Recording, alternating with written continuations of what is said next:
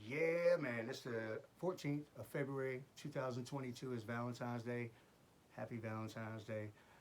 Um, if you follow my channels, you know that recently I decided to go to college. So today I want to talk about FAFSA, and that is Federal Application for Student Aid. And you can find that on studentaid.gov right here. So there's different things you could do on there. You can file for like student loans and stuff like that. It just kind of depends on what your needs are. In my case, I'm starting out at a local college, and it doesn't cost a lot to go there. I'll live at home, so I don't need to live there. So basically, I just need to pay for my classes and my books, and that's it. Just the tuition and the books or whatever supplies I need. Already got a laptop. So the federal Pell Grant is going to be the main thing that you'll get as far as free money to aid you in your quest for that knowledge. So it's based on income. Here where I live in Georgia, we have some other things. We have the Hope Grant, and that's just an extra thing that you may or may not get something from them, and there's different requirements, like if you keep a certain average in high school or whatever, you can get the Hope Scholarship.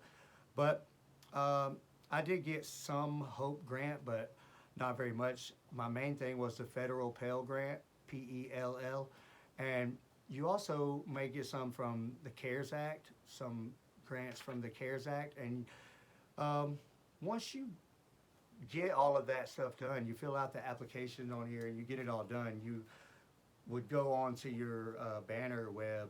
That's what I have, and as for my school, it's a thing called banner web, and you go in there and you have to actually accept the CARES Act stuff and some of the other ones. But anyway, so it's based on income. All right, it's not a bad idea even for established adults. I'm not 20 years old. I don't work at McDonald's for $8 an hour and make $17,000 a year. So it still helps me out to do this whole thing. And the Pell Grant, to be honest, it covers most of the expenses that I'm incurring as far as tuition and, well, books, I guess you would call it. It's like software and ebooks nowadays. That's what all I've had to buy so far. Now it's prorated, so once you get it back and you get your results and it says, for example, just say it says you're going to get $2,000 per semester because you already put in your school and the degree that you're going for, and so all of those play a factor. So say they give you $2,000, okay, and now a full-time student is 4 classes, I think 12 credit hours, which you could really squeeze 12 credit hours out of 3 classes, but it's not very common. I mean, half or less or your classes will be 4 credits, and a lot of them will be 3. So in my case, that's what I've experienced. So most likely to get 12 credit hours, you're going to be taking 4 classes, and that would consider you a full-time student. So in that case, you would get the whole $2,000 that they granted you on that Pell Grant.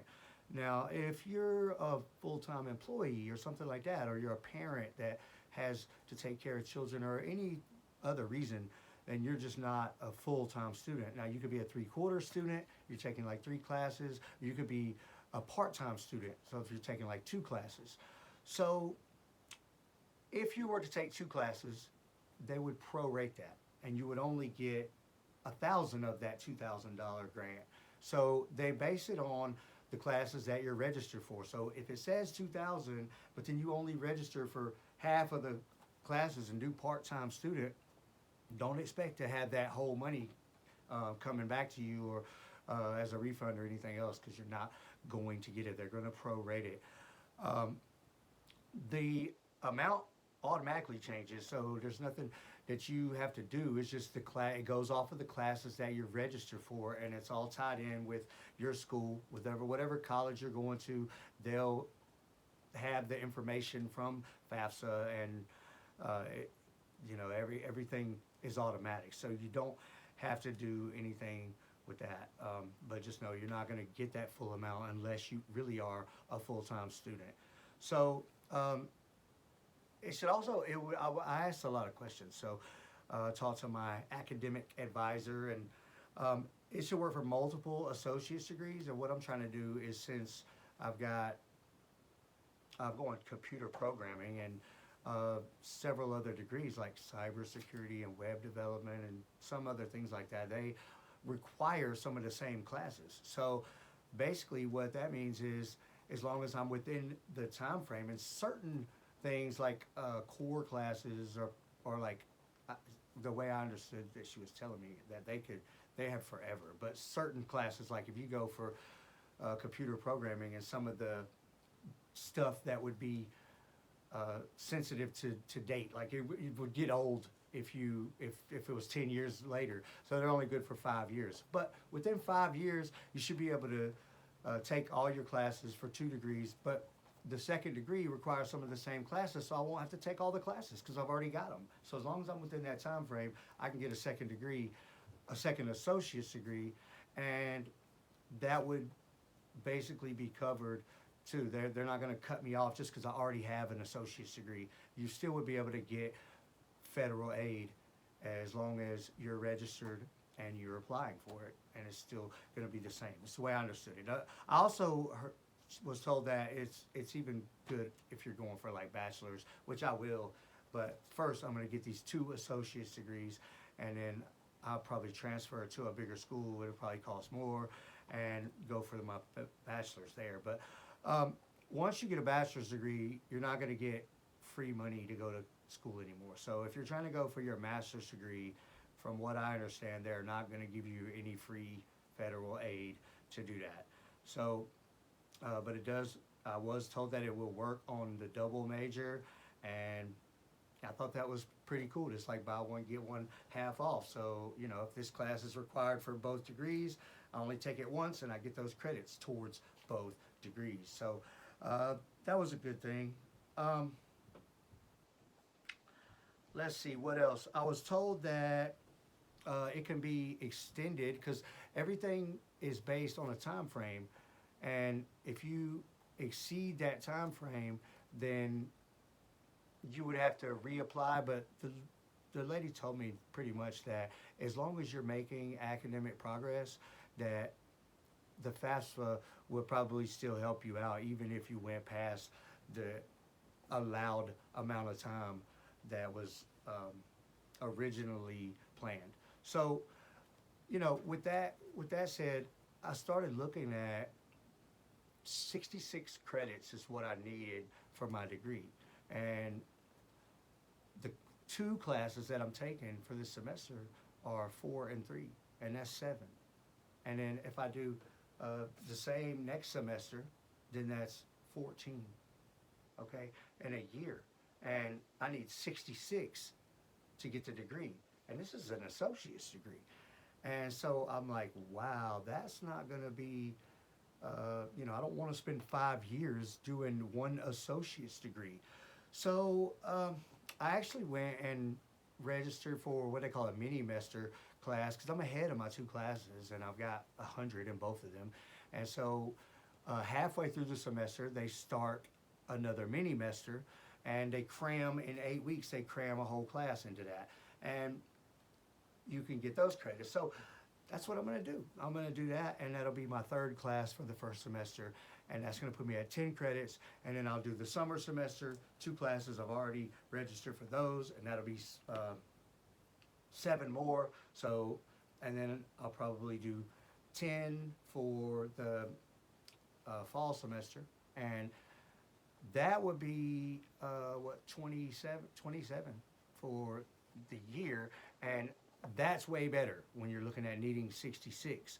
Okay, so that means, you know, 2.5 to 3 years, I get the associate's degree while I was working full time, and the whole time, as long as I register for the classes and I keep current on my FAFSA applications, then they're going to cover most of the expenses. And I probably will have to pay some. I've done the math, and I probably will have to pay some money, but you're talking about not much at all. And if you have some money left over, it could go towards your bookstore on campus. I've even been told that I read actually. I looked it up online and I was reading some articles about. They say you actually can use it to buy like laptop or something that's school related like that. If you can pretty much show that you need that for school. So in my case, I already have a laptop and I don't have the excess like that. So I'm gonna have to pay a little bit, but that's fine. It's still a good thing even for established adults. Um, so um, if there's anything remaining after all of that, you could get it refunded. They have a what is it like called Bank Mobile or something like that, or you can just link the the federal aid thing. It sends you to, they'll link you to whatever website, and you can either link your bank account to that, or you can sign up for the Bank Mobile thing. It's the Bank Mobile that they link you to actually, and they'll give you your own account with your own debit card there, or they can just direct deposit it into your existing bank account if there's any leftover money. On a side note, let me mention this because this is important. I thought I was going to have a little bit of excess. All right, so the reason was because I started in the spring, because that's when I decided to do this, and that's when the next semester for enrollment was. And so I started in the spring. Now the way they do it, it's by like school year, so it starts in the fall, and you have the spring, and then you have the summer. So it's going to start with the fall. Now I started in the spring, but they're doing it by the year. So on my when I look at it and it shows what I'm approved for, and it even shows that I've accepted it, it's showing an amount similar to the spring and summer for the fall. Okay, but I didn't go for the fall, so I'm thinking I get this free money. But after talking to the financial aid people and the academic advisors, then I've found out that they're not going to give me that because I didn't go. Okay, so it's just based on what classes you're registered for, and it is always going to adjust automatically. If you didn't go to any classes, you're not going to get any money, even if it shows that you're approved. So it's not a free money thing, but they're going to pay for you to go to school and cover most of the expenses, and you get to pay a little bit. And so basically, it's a good deal. And if you want to go to a more expensive school, there's plenty of opportunities out there to get loans and things like that. But for anybody that you just want to start out, then it's a good thing at a local college. It's going to cover most of the expenses. Just one more thing, these mini-mesters. So if you don't understand that, like the semester started, right? I could have did a mini-mester, and then in 8 weeks, the whole class would be done, and then I could do another mini-mester. So if you're like a super nerd that just wants to sit at home and get through college really quick. But now they do have minimum terms. So you have to go at least 5 terms to get an associate's degree, in my case, the stuff that I'm doing. So that would be, I guess, you could do it in a little less than 2 years, because you could count the summer as a term, and then so there's really like 3 semesters. But I'm not sure how that works with these mini-mesters. Maybe that's a term as well. That in that case you would be like a year and a half to an associate's degree, but I'm not sure if you can do that. But you can definitely get more credits and more credit hours and take more classes. Like I'm way ahead on the 2 classes I'm taking, so I'm going to take a mini-mester class for the second half of the first semester.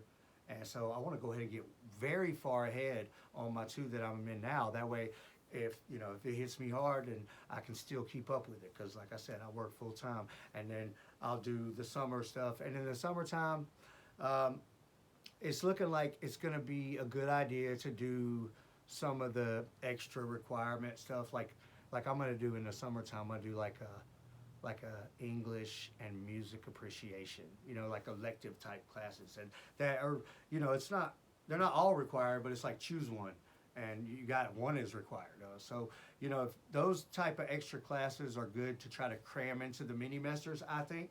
And like if I'm gonna, I'm doing a computer programming degree. If I'm gonna do, a class on Java programming, you know, I want to do that full class. I'm not going to try to cram that into 8 weeks and get myself in trouble or not learn this stuff like I really want to learn it. So, you know, the more important classes, try to do them for the full semesters. But if you can cram a few mini semesters in there, I think it's a good way to get ahead. But even then, the FAFSA is going to adjust, and they're going to pay for a lot of it. So, because I'm already approved for this for the 21-22 school year. So, come fall, after the summer school, and I'll do it before then, but that's when you have to have your 22-23 FAFSA filled out and turned in. So once you register for your classes for the fall, you'll already be good with the federal aid. So those are just some things to think about. You know, I hope that can help you out. It's a really good idea to at least go part-time, even if you just went really part-time. You know, the classes, the credits, even on the ones that are limited to a certain time frame, are 5 years. So that means you could take it really easy, you know, and do some stuff online and like have it made, not really having to do anything. And in 5 years, 4 or 5 years, you could have a degree that would help your life out probably, and you know, just learn some stuff. They also have things that they call diplomas, and then they have like certifications, you know. But the diploma is like a 1 year thing, and the certifications were like, I think like some amount of weeks for a class to just be certified on a specific area of a more general subject. But I'm not sure if those things are covered by federal aid. But as far as the associate's degrees, they are definitely covered by the federal aid. So that's pretty much it. I think it's a good idea. So go ahead and fill out your FAFSA for the 22-23 year and see if you can get back in college coming up in the fall. It's a good idea to help your life out. I hope this video helps you out. Thank you for watching.